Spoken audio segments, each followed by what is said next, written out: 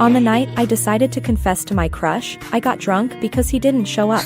I threw myself onto Professor Bame, sobbing uncontrollably, "Woo-woo, darling, don't leave, let me take responsibility for you." The next morning, my crush brought breakfast to Professor Bame, conveniently catching me in the act of destroying evidence. In the 7th year of secretly admiring Rocky, I finally decided to confess. Considering I had backed out 78 times before, they say alcohol emboldens the hesitant, so this time I decided to bring a bottle along. I messaged Rocky, tonight at 7 o'clock, the usual place, you know. The night wind was a bit chilly. I grabbed the bottle, glug glug glug, burp, feeling a bit dizzy. In my drunken haze, my phone rang. Rocky replied, "Today's not convenient, how about tomorrow at noon, and I'll treat you to lunch." I wanted to say, sure, but my head was spinning, and suddenly there were 3 phones. I swayed, trying to distinguish the 3 floating phones. Rocky held me from behind. Today his voice was hoarse, deeper than I remembered. He asked me, "Why are you drinking alone?" I turned around and threw myself into his arms. "Rocky, I like you. I like you too." "Really?" My hands wandered over Rocky's back. His shoulders, are they really this broad? Man, a well-built man with a V-shaped body. Rocky held my chin and our eyes met. Make sure you know who I am first. Fragmented memories. When I woke up again, what met my eyes was the bedroom, decorated in a very familiar style, and the sharply defined face of Professor Bame. Clutching the sheets, I recoiled, nearly rolling off the bed. Bame caught me just in time. "What are you hiding from? Didn't we agree you'd take responsibility for me?" His upper body was exposed, leaning in close, and I avoided his gaze, unsure where to look. Shivering, I pulled my hand away. "Professor Bame, about yesterday, can we just pretend it didn't happen?" He didn't say another word, pulling me close around the waist and handing me a phone to watch. It was a video from last night where I, boldly straddling him, tears streaming, desperately tore at his clothes. "Wah, darling, don't leave, let me take responsibility for you." The video ended. I mustered up the courage and asked him, "And then?" "And then you pinned me down." Quite intensely, he replied. My face burned like it could roast a sweet potato. "I'm sorry, but how did I handle you, considering your size?" Bame thought for a moment. "Perhaps you were unusually brave when drunk."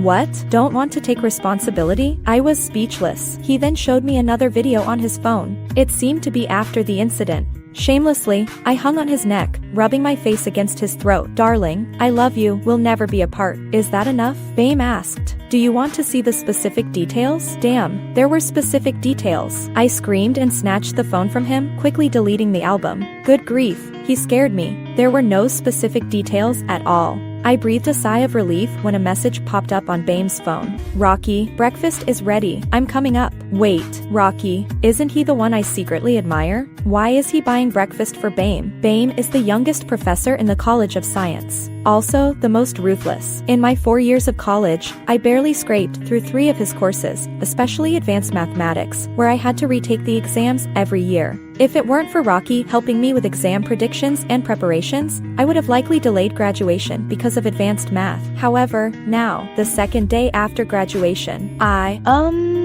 there was a knock on the door. It was Rocky. He shouted from outside the door, "Hey." Me, clutching the sheets, the door opened, surprisingly unlocked. Rocky looked at the messy bed, then at me. Bame calmly introduced him, "Haley, your sister-in-law." Dark clouds covered Rocky's face. I buried myself entirely under the sheets. Through the sheets, I could sense tension in the room. Bame's deep voice seemed to contain a hint of amusement. "What's wrong? Do you two know each other?"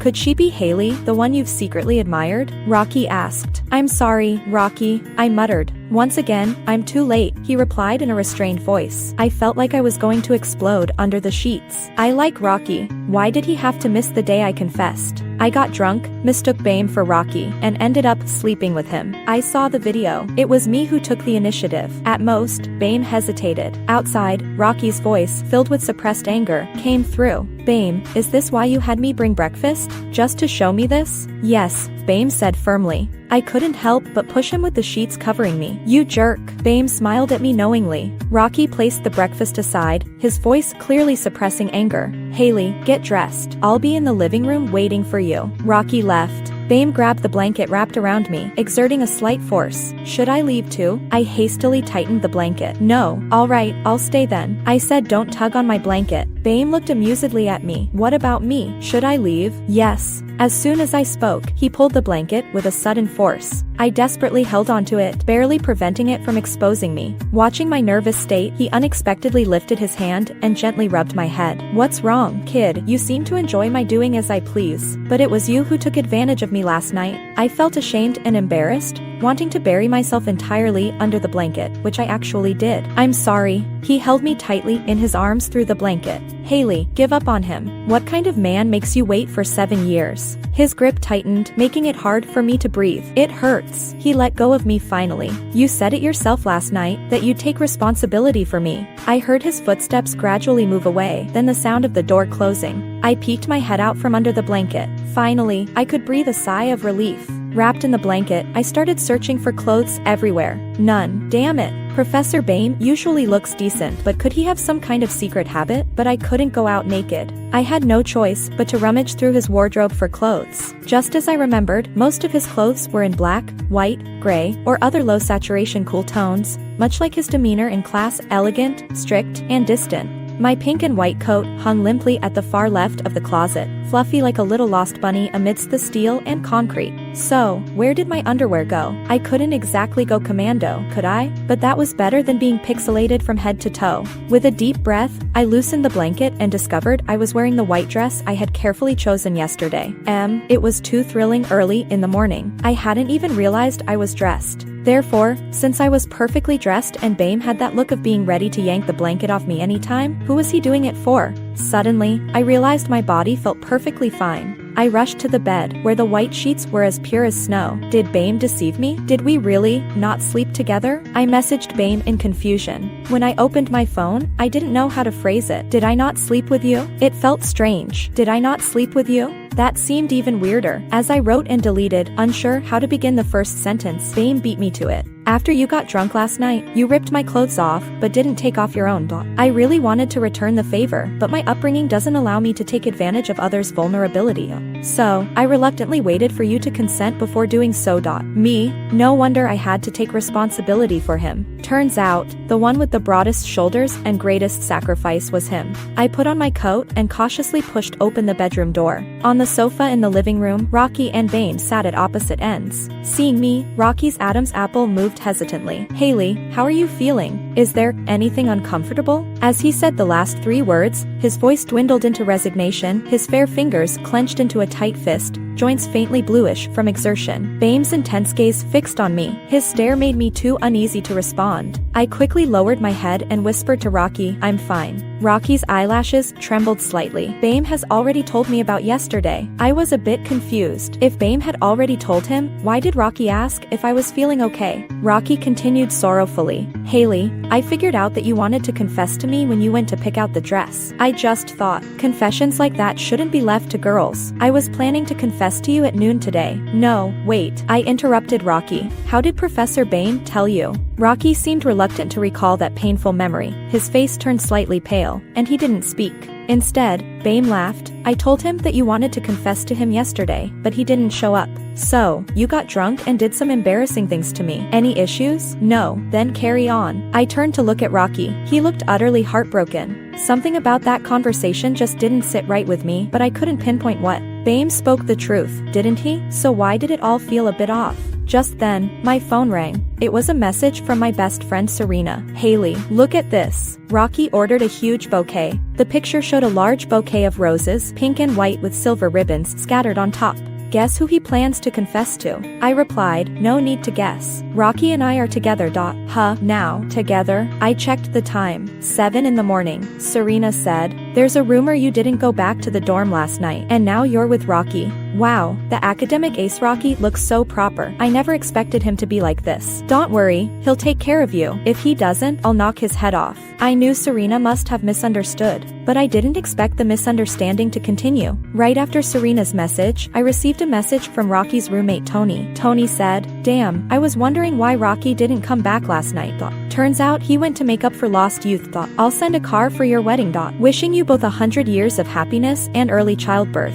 I raised my head in bewilderment. Where were you last night? Rocky's lips curved into a wry smile. Meals, rooftop, setting up the confession venue for noon today. So, last night, while I was having my way with Bame in bed, Rocky was alone, lonely and toiling away, preparing the confession venue all night long. TSK. I'm such a despicable woman. Bame lounged lazily on the sofa, his upper body still bare, with the waistband of his loose pajama bottoms hanging low. His legs were crossed, and a mischievous smile played at the corner of his lips, seemingly not bothered by the events of last night. So, feeling awkward and trying to please, I said, Professor Bame, I'm really sorry about last night. He chuckled and asked me teasingly, if apologies worked, why would we need civil registries? Seeking advice humbly, I asked, then how can I earn your forgiveness? He didn't answer me. Instead, he turned to Rocky and asked, what do you think? If last night, Haley pinned me down, called me a husband, and said she would take responsibility, what would you allow her to do to choose me? Rocky's fists clenched tightly. Bame, she likes me. Yeah, I know. Whether it was a misconception, I caught a hint of faint melancholy in Bame's eyes. But the one who got pinned down by her was me. I like her more than you do. Understand? Bame's unexpected confession left me stunned. What did he mean by liking me more? Liked that I was foolish? Liked that I couldn't understand? Liked that I failed math every year? Rocky was clearly hurt by Bame's words. He stormed over to Bame, who wasn't wearing any clothes, so he couldn't grab his collar. Instead, he grabbed Bame's shoulders firmly. Please, get out of here. Bame sat on the sofa, calmly meeting Rocky's gaze. This is my house, Rocky. There's something you might have forgotten. He straightened his back, rotated his shoulders, freeing himself from Rocky's grip. Whether or not your degree certificate gets issued depends on my mood. Rocky's face turned pale. Bame gave him a professorial, benevolent smile. Now, please you, get out of here. I hurriedly held onto Rocky. If we didn't get our degree certificates, our 4 years of university would be wasted. I rubbed my stomach pitifully. Rocky, let's go. I'm hungry. Rocky's face gradually eased. After a long silence, he reluctantly smiled at me. All right. Bame's piercing gaze was fixed on me. Haley, are you going to use and abandon me? My face flushed red in embarrassment. Please don't say such things. What use and abandon? Did we even start? Bame visibly paused. Then he said nothing more. Rocky held my hand and hurriedly left the place. I told him, Serena and Tony seem to have misunderstood. They think we. Then let them misunderstand. Rocky quickly interrupted me in a low voice. Then, as if he had made a big decision, he said, Haley, I can pretend that nothing happened between you and Bame. But is there a chance that we didn't even sleep? Then why did he take off all his clothes just to chat under the covers with you? We didn't really chat. Maybe we just slept. Pure sleep. Rocky chuckled at my words. Haley, if the situation were reversed, would you believe me? If this morning, I were trapped by Serena on her bed, and she was naked, and I told you we didn't do anything, would you believe me? I wouldn't believe him. However, Rocky sighed. I haven't used cheap lies like, my mom hit me, and I told my mom she got the wrong person, since I was 3 years old. He helplessly ruffled my hair. Stop making pointless denials. Haley, I love you more than you can imagine. Is that the kind of love that could accept even if I had been with someone else? I was actually moved. But Rocky would never believe me about Bame. Unless I slept with him, I could prove it to him. This thought frightened me. I was worried Rocky might have the same idea, but he seemed pure-hearted, without any such intentions. Rocky took me to breakfast and ordered the milk oatmeal porridge I liked. I decided to make one last effort. Rocky, I really didn't do anything with Professor Bame. Rocky smiled complicatedly and ruffled my hair. Haley, at noon, I plan to confess to you as originally planned. I didn't realize until I reached the top floor that Rocky had already reserved this place. Even the cafeteria lady helped us lock it up until Rocky arrived to unlock it. Colorful ribbons and balloons were scattered all over the floor. Rocky struggled amidst the mess to find a relatively clean chair and handed it to me, asking me to sit. We haven't finished setting up yet, so it's a bit chaotic. I offered to help him, and he smiled helplessly. Who sets up their own confession site? Haley, just sit here with me. Because of a hangover, my head was throbbing. I stood up again, saying, I want to go downstairs to buy water. What do you want to drink? Rocky froze in his preparations. His throat seemed to struggle to speak, and after a long pause, he asked softly, Haley, will you come back? Of course, I'm just getting some water. Rocky held my hand tightly. Haley, I like you. I blushed and struggled to pull my hand away. You've liked me for so long, why make me wait? He grabbed my hand again. I'm sorry, I was afraid of being rejected by you. Haley, do you like me? I thought carefully. If I agree now, wouldn't all this setup be in vain? He shook his head frantically. No, even if you agree now, I'll still give you the sense of ceremony you deserve. Haley, I cut him off. I like you too. A bright smile immediately lit up his face. Hurry back. I'll be waiting here. As soon as I went downstairs, I saw Bame dining in the cafeteria, surrounded by several girls chattering around him, one of whom seemed to be our department's beauty queen. I sighed involuntarily. I couldn't understand why all the campus beauties seemed brainless, always throwing themselves at the rich and handsome. What's more absurd is that they often get defeated by some very ordinary girls, and thus turn into malicious supporting characters. There are already so many sycophantic admirers. Isn't it better to be a princess adored by all? The more I thought about it, the more I felt sorry for the beauty queen, unable to hold back another heavy sigh. This sigh successfully caught Bame's attention. He lifted his eyelids and glanced at me indifferently, then turned his gaze away like he had just seen a bunch of bean sprouts in the market, calm and devoid of inner turmoil, continuing to elegantly and swiftly finish his breakfast. This was the Bame professor I remembered. Cold, elegant, unsmiling. For a moment, I felt a bit dazed. Was the person who tried to steal me from Rocky this morning really him? Just then, the beauty queen sitting next to Bame noticed me. She frowned impatiently, nudged her good friend with her elbow, and that friend immediately stood up and walked over to me. What's going on, Haley? Aren't you already bothering Rocky enough? Is Professor Bame the type you're after too? I don't know if it's an illusion. It seems like all the beautiful and wealthy girls in the world are accompanied by a lackey who enjoys bullying ordinary people. I said to her, yeah, so what? Everyone's a lapdog. Why can't I be? My blunt response shocked her. At that moment, Bame stood up with his tray. The beauty queen followed him attentively as he seemed not to notice, depositing his tray at the collection point. Then he walked up to me and bluntly asked, when is Rocky planning to confess to you? The beauty queen was stunned. Her lackey's mouth hung open in surprise, wide enough to fit a duck egg. Bame leaned down slightly, looking down at me, and whispered softly, if he confesses, will you still hold me responsible? My face flushed red. Bame professor, you weren't calling me that last night. The expressions of the beauty queen and her lackey twisted. Bame absent-mindedly tousled my hair and said lightly, kindly pass on my message to him. If he dares to confess to you, whether you accept or not, he can kiss his degree. Goodbye. Hey, it's not. I was at a loss. This professor was behaving like a gangster, utterly unreasonable. He strode away, his long legs carrying him out gracefully and swiftly. I chased after him like a chubby hamster with short legs, panting heavily, my frustration building. Bame, he finally stopped. Seizing the opportunity, I caught up to him, grabbing his hand and refusing to let go. Why are you so unreasonable? It was me who was being physical with you. Why take it out on Rocky? With one hand gripping him and the other supporting myself, I gasped for breath for a while before regaining composure. Professor Bame, there's a mastermind for every crime. Come on, what do you want? I want to vent on Rocky. Unbelievable. I threw Bame over my shoulder. Bame landed steadily on his feet, then smoothly wrapped his arms around me from behind. I caught a whiff of a faint tobacco scent from him. He said, Haley, do you really not remember me? His cliché line sent chills down my spine. Professor Bame, please, publish more SCI papers and read fewer Mary Sue romance dramas. Ignoring the stares of others, he hugged me tightly. Haley, I hate math. Playing along, I said, all right, all right. Overbearing CEO falls in love with me, twin dragon babies take charge. Which one do you prefer? I have plenty on my plate. Spare me, and they're all yours. He chuckled with his chin resting on my shoulder. You're naughty. I glanced at the students around us, feeling a social anxiety attack coming on. Professor Bame, everyone's watching. What's there to fear? I'll take responsibility. But what about you? Are you willing to let me take responsibility for you? Just as I was about to explain to him that it wasn't a matter of whether he could take responsibility, Rocky's voice came from behind. Haley. Rocky's voice choked a bit. I hurriedly tried to break free from Bame's embrace, but he held me too tightly, refusing to let go no matter how hard I pulled. Rocky, you're late again this time. Rocky walked up to us, his face darkening. Let her go.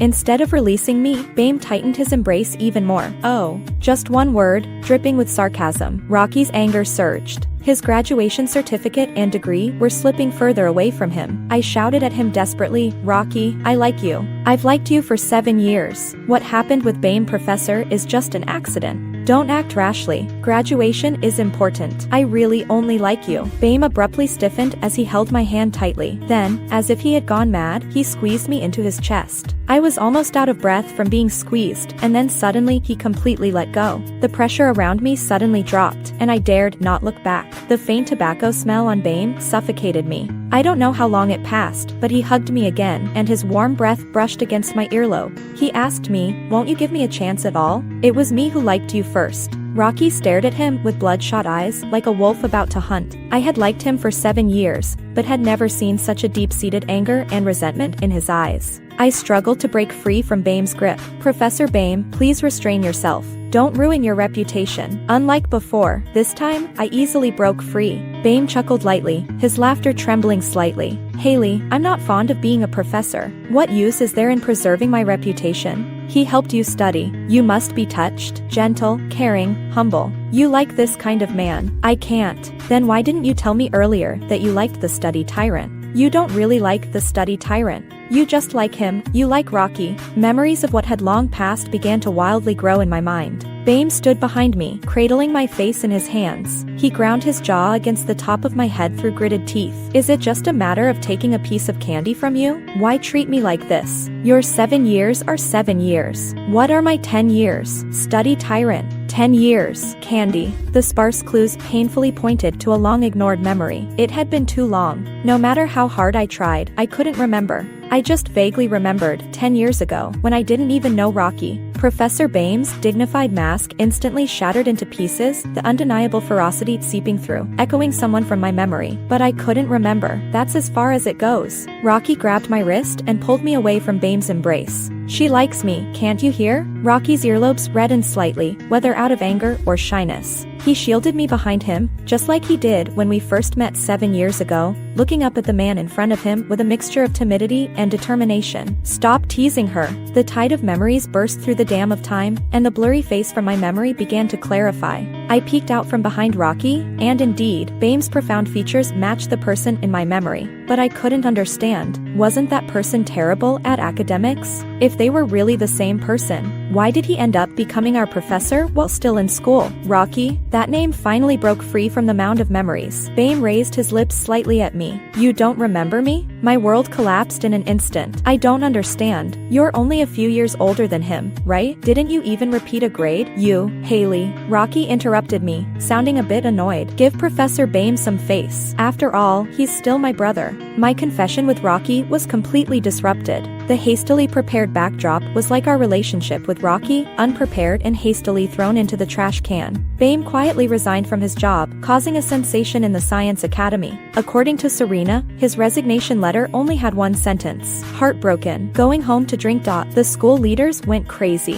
A 30-year-old professor, what does this imply? It means either he is extremely talented, or there are complex behind-the-scenes dealings. If both are true, he's like the Jade Emperor's son descending to Earth. But in the hearts of the school leaders, this divine son now has some emotional issues. He's heartbroken, planning to resign and go home to drink. So they lined up in exaggerated queues in front of Bame's office, but Bame never appeared again. Even his resignation letter was sent by Postal Express. As Serena recounted these events, Rocky sat at the other end of the dining table. He nervously stared at me, and to reassure him, I gently held his hand. Serena sighed. Who would have thought Professor Bame is actually a romantic at heart? I heard he entered the International Science Olympiad program and started publishing top-tier journals in his second year of college. They say he was quite unruly in his younger days, but then suddenly threw himself into mathematics like he was possessed. That's intense, studying mathematics. I can't even understand the example problems in the textbooks. I asked her, "Where did you hear all this?" Serena sighed again. After your incident, they even dug up scandals about his birth mother's private life.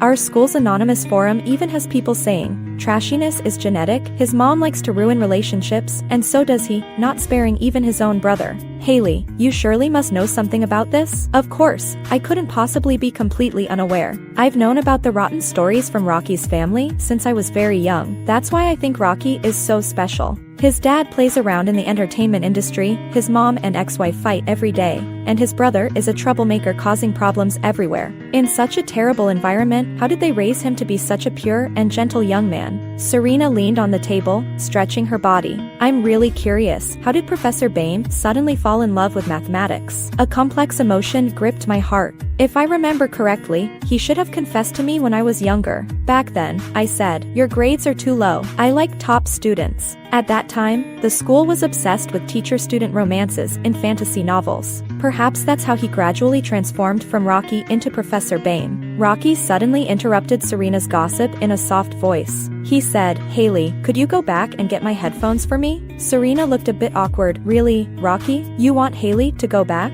Is it okay for us to be alone together? Rocky furrowed his brows slightly and gave her a fleeting stern look, an expression rare on his face. Serena hesitated for a moment, with a hint of panic and fleeting sadness in her eyes. I said, it's okay, I trust you. You're my best friend. Serena waved her hands repeatedly. No, no, no, I'll go get them. We have the same model of headphones, so it's okay to mix them up. Why did they have the same model? I didn't dare to delve into it. I returned to the dormitory and found the headphones Rocky had left with me. After much hesitation, I finally tapped into Bame's chat box on WeChat. Our chat history was still from that morning. He said, after you got drunk yesterday, you tore my clothes but didn't take off your own.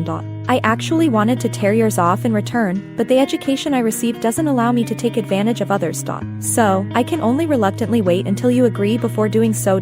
I hadn't replied all this time, mainly because I didn't know how to reply. I clicked on his moments, but there were no updates, as if nothing had happened, or as if this account had been abandoned. After much hesitation, I finally typed out 4 words. Are you okay now? Before sending it, the image of Rocky's firm and sorrowful expression floated in my mind. Haley, I can pretend that nothing happened between you and Bame. I love you more than you imagine. I left those 4 words in the chat box, hesitated for a long time, but still didn't send them. When I returned with the headphones, Serena was crying, covering her face. Rocky had his back to me, speaking in his usual gentle tone, but with determination. I know you like me, but you know very well that I love Haley deeply. Serena sobbed as she rubbed her eyes. I know, that's why I've been holding back.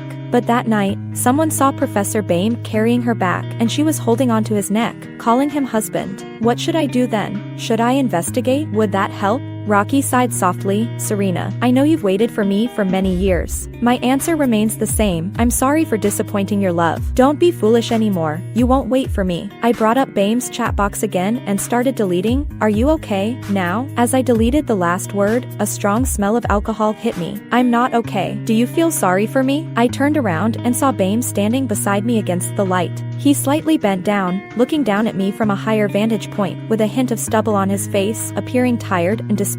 Instinctively, I stepped back, leaning against the wall. He casually extended a hand to lean against the wall, enveloping me in his aura of smoke and alcohol. This was the real him, completely different from Rocky's scholarly demeanor. I instinctively placed my hand against his chest. Through his clothes, the warmth of his fingertips pulled me back to that drunken night. Bame asked in a low voice, "You're with Rocky now. Are you happy?" Seeing that I didn't immediately respond, he used his fingertip to twirl a strand of my hair, saying, "Why are you pushing against me like this? You slept in my arms before. You sleep so peacefully. Maybe I'm not as unreliable as you imagine?" I struggled to free myself from his grasp, saying, "You're drunk." "Yeah." Unexpectedly, he actually admitted it. I stared at him in astonishment. He glanced up at me, a faint smirk playing on his lips. In that moment, I realized how much they resembled each other as brothers. There was also a hint of the same gentle and clear demeanor about him. "Haley, goodbye," Bame said hoarsely, looking somewhat unsteady. Instinctively, I reached out and steadied him with a touch. A mischievous smile played across his face. "When we meet again, I'll win you back." Like an electric shock, I withdrew my hand. He smiled contentedly at me and walked away without looking back. Rocky heard the noise and ran over, but Bame was already wearing a mask and walking far away. I turned to look at Serena, who smiled brightly at me as if there were no traces of tears in the corners of her eyes. "What did he say to you?" Rocky held my hand in his palm. I summed up vaguely. "He came to say goodbye to me." "And you? What did you talk about with Serena?" He lied openly. "Just some mundane stuff." Serena smiled awkwardly at me. "Haley, I'm going back to tidy up the dorm." Pretending not to know anything, I asked, "Is your contact lens uncomfortable? Your eyes look a bit red." Oh, really? Then I'll hurry back to change it. Serena hurried away like she was escaping. Rocky took out his phone and guided my finger to set up the fingerprint unlock. From now on, my phone will be with you. I don't believe there isn't a girl in this world who can survive not checking her boyfriend's phone. Just then, his WeChat pinged. The sender was Bame. He said to Rocky, Haley seems to really like you. I've seriously considered it. If I can't exclusively win her favor, reluctantly sharing a life together might not be a bad idea. What do you think, my dear little brother?